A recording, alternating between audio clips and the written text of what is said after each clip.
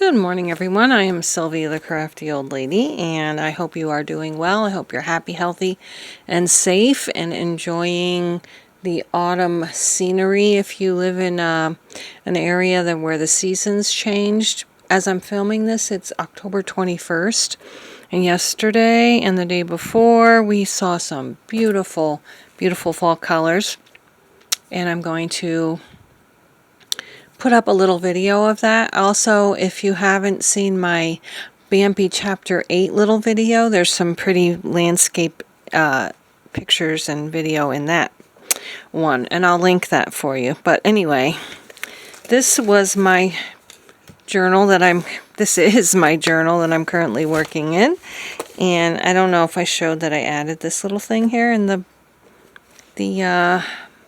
ladybug and the bee. Started this on July 19th, 2024, and it is now, as I said, October 21st. Look at that beautiful picture. This is in our backyard. It's not our backyard, it's our neighbor's backyard, but that's one of the beautiful trees that my husband got a picture of. And then this is the trees. I don't know if you can see it. They're reflecting in the water. Was so beautiful. This is where we used to live, Millbrook Pond. We used to live right near there. There's a beach, and you can go boating and camping there. But anyway, I've only got these 4 surfaces left, and I also need to put a couple photographs of my 2 older grandchildren in here, and then I'm pretty much done with this. So I need to make a new journal for basically like Halloween and November, because I will do a December one separately. But anyway, I thought these were good fall colors, and I'm actually leaning more towards this. I think this will be my cover. I might use this as a flip inside or a pocket or something, because I do think it's pretty, but I like this better for my cover. I feel like it's more vintagey, kind of. I don't know. They both are vintage, but this one's strawberries. It's autumn colors, but it's got, are they strawberries or raspberries? I don't know. But anyway, this is my cover. Alright, so I found these 2 pieces of cardboard. Now, I'm not going to keep my pieces this big for my book, but you know how when you get the cube shelves and they have where you can tack these things on the back of some of the cubes? Well, I wanted all my cubes covered, so I used something else to back them up, but I thought these might be good to use as a book cover, so we're going to find out. I'm going to actually use the file folder just for my spine, but see, this one's a little weirdly bent here, so I'm going to end up trimming that. I'm going to see, I don't want it to be much bigger than this. So I was thinking that I should cut this down to be this size so I could just fold copy paper in half, but I'm not really using copy paper or even vintage, or not vintage, but coffee dyed copy paper much anymore. So I think I am gonna leave it this height, because I could just cut down my 6 or 12 by 12 papers and that would be fine. I just wouldn't be cutting off as much. And then I will keep it probably the same width though, because I like this width size. And I do want a separate spine because I like being able to lay my papers flat, and this is shiny. So what I'm going to do now is, perhaps, I was going to say clamp these together, but if I clamp them together, then I can't get them flat enough to cut. Oops, ow. I dropped this on my toe, and let me tell you, that hurt. And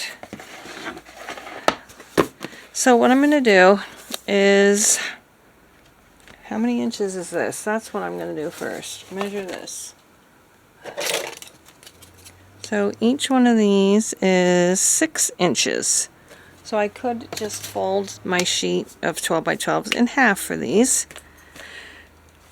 and then everything's going to be fine. So I'm going to cut these off at maybe I'll do 6 1/4 just to be on the safe side.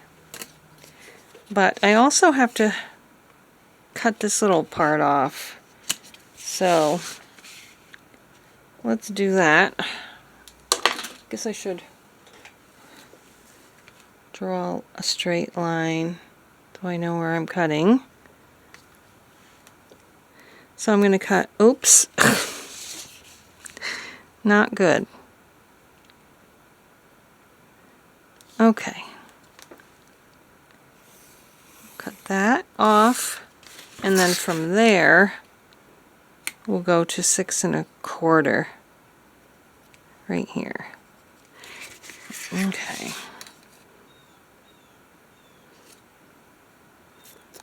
And I don't know you, but no matter how much I measure and try to hold my ruler straight, my book covers are never straight. See, that's a 6 1/4, and that's 6 1/4, but I feel like it's not straight.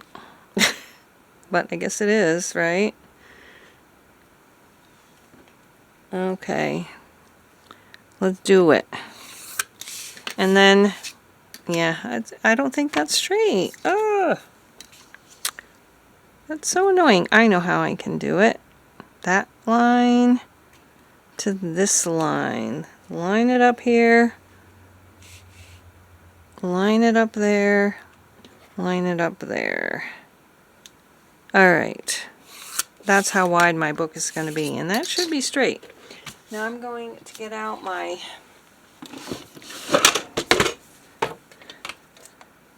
box cutter. Oh, yeah, I do have one blade left. Okay. And I'm going to cut. I think I really need my metal ruler, but I don't see it. Here it is. So it doesn't slip so much. And I'm thinking I should do this side first. And then I can use this side as a template for the other piece.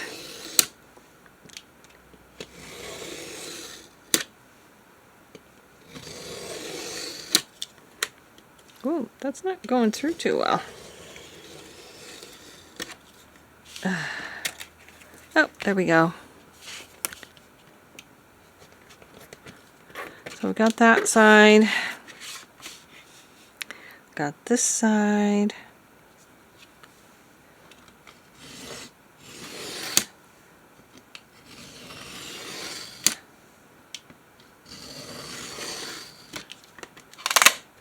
Alright, so I got my fabric about as wrinkle-free as I could, and now I just have to cut my fabric, and I actually do need my cutting board again, because I'm going to use my rotary cutter. And I'm just going to kind of cut it right about here. And I now have to get my rotary cutter back out. Okay. There we go. And this part doesn't have to be perfect because I'm going to be covering it up with paper on the inside anyway, so it doesn't have to be perfectly straight, but I probably should just cut off this little hunk here. But then I have to cut it again because it's so big, so either way I'm going to have to cut this again. There. A little smidge right there. I can just use scissors for that. Should have reached for my fabric scissors. Alright, so what's going to happen with this is I'm just going to, fold it up and the cover will be like that. So now I need another piece this size for the other cover. I usually, use the same fabric for the top, the front and the back, unless I have a fabric that I really love that I want to use on the front and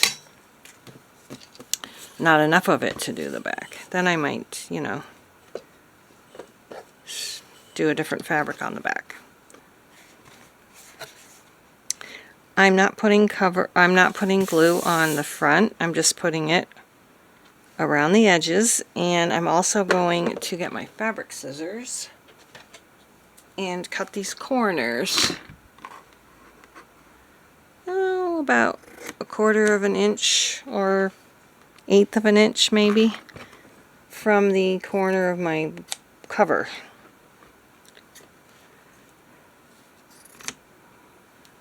Sometimes I have a tendency to leave too much though. Like, I think probably it would have been better to cut them a little closer, but I'm always afraid I'm going to cut them too close. So the first thing I'm going to do is put some glue right there and glue it down. Then I'm going to take this side and glue it up.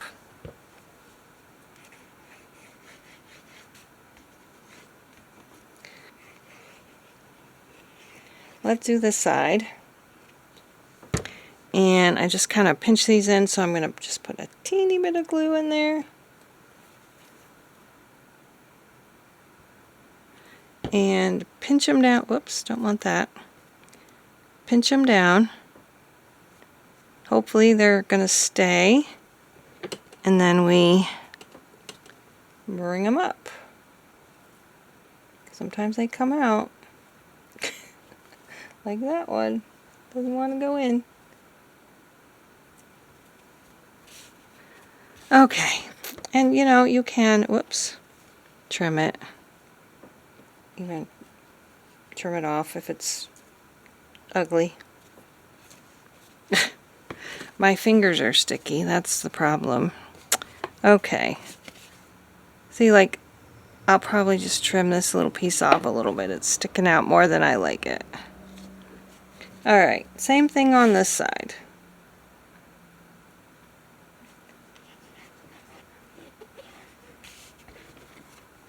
One thing I don't like is glue spots showing through the fabric on covers. I just do not like that at all. So I'm holding those down. Some people hold them down with a bone folder. I find it's actually easier to use my hands. But then, like I said, you get the sticky hands.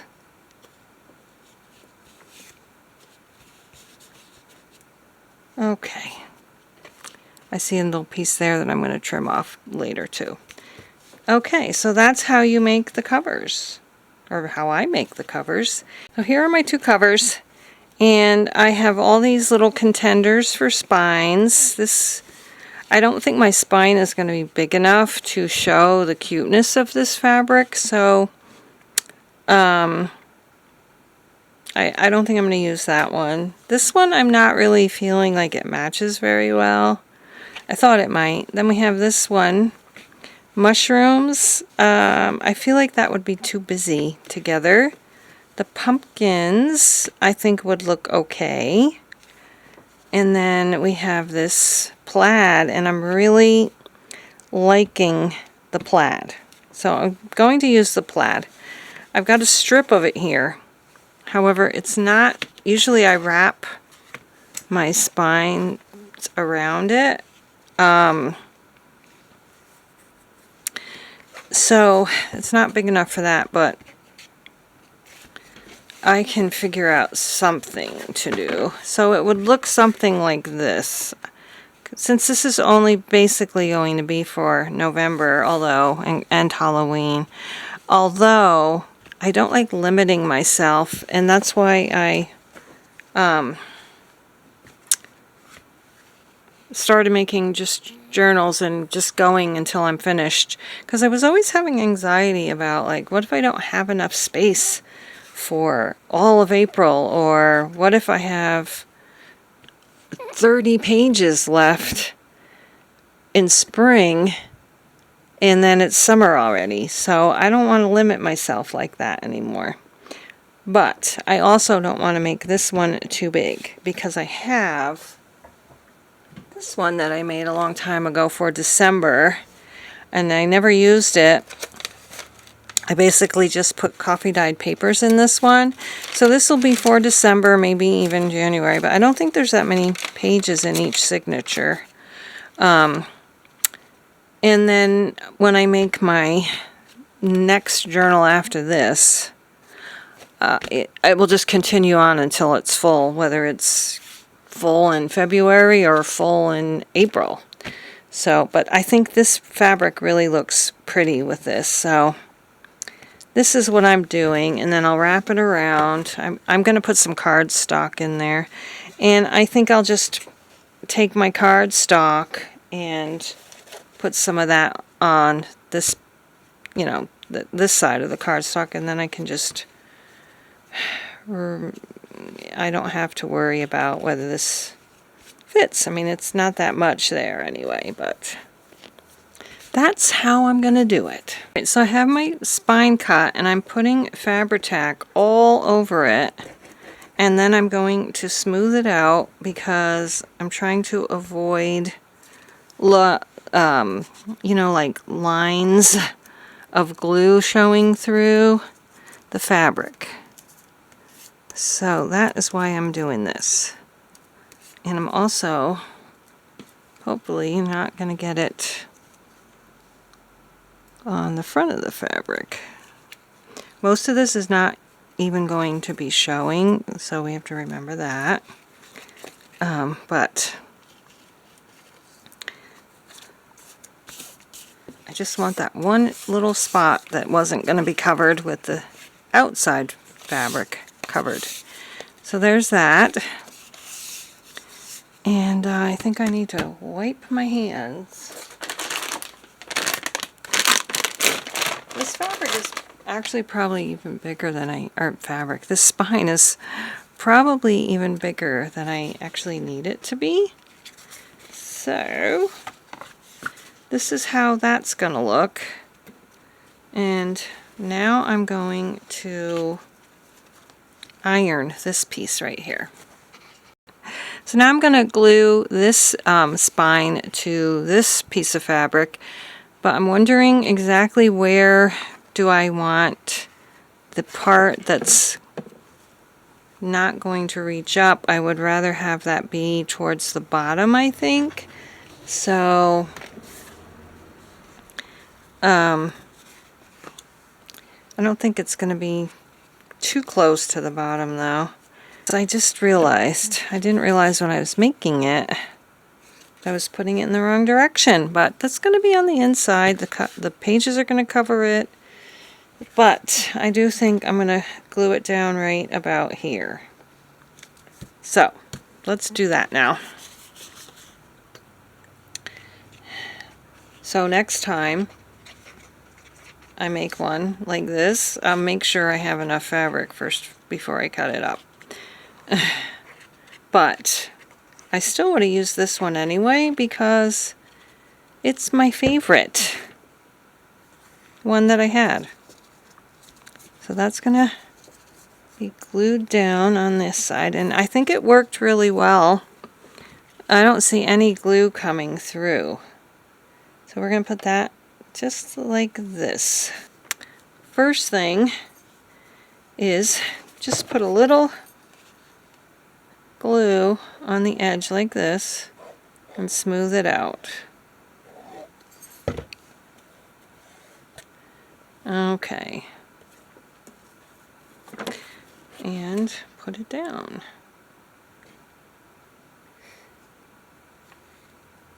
Leave a little space so your papers can, or so you can close your covers easily. And then I got to make sure is there any direction to this? don't think it matters, so let's do it. We're just going to do it.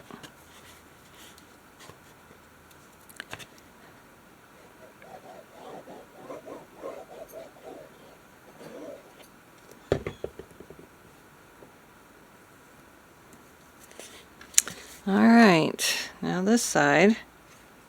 Oops. I think this side's slightly taller than this side.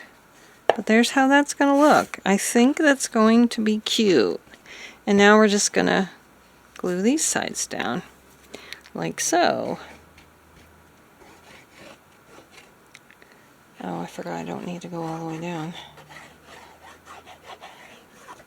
But there.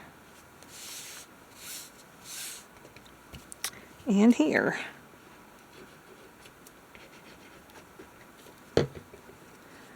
There. I'll have to let this dry before I can close my book. But I'm wondering now if I should go ahead and glue it down like this. Because I don't want that bubble. I hate when the fabric bubbles up. So that's going to go like that. No bubbling. No bubbling fabric. Oops. There. Still need a little bit right here. That will make it look much nicer when it's closing. There's no bubbles. See? Can you tell? I don't know if you saw the bubble before, but this puckers unless you glue it down. But this fabric is really accepting the glue well. It's not it's not showing through at all, so that's good. So there's my cover. I just got to find my papers that I'm going to put on, and then we'll be done with the cover, and then we'll just get our signature in. Only one signature, and I'm going to torture myself and see if I can find some beads or buttons. I really love how buttons look on the spine. I do it in almost all of my journals, but I just love the look of it. Alright, so that's that. I just got to figure out what fabric I want or what papers to put my end papers, to use for my end papers.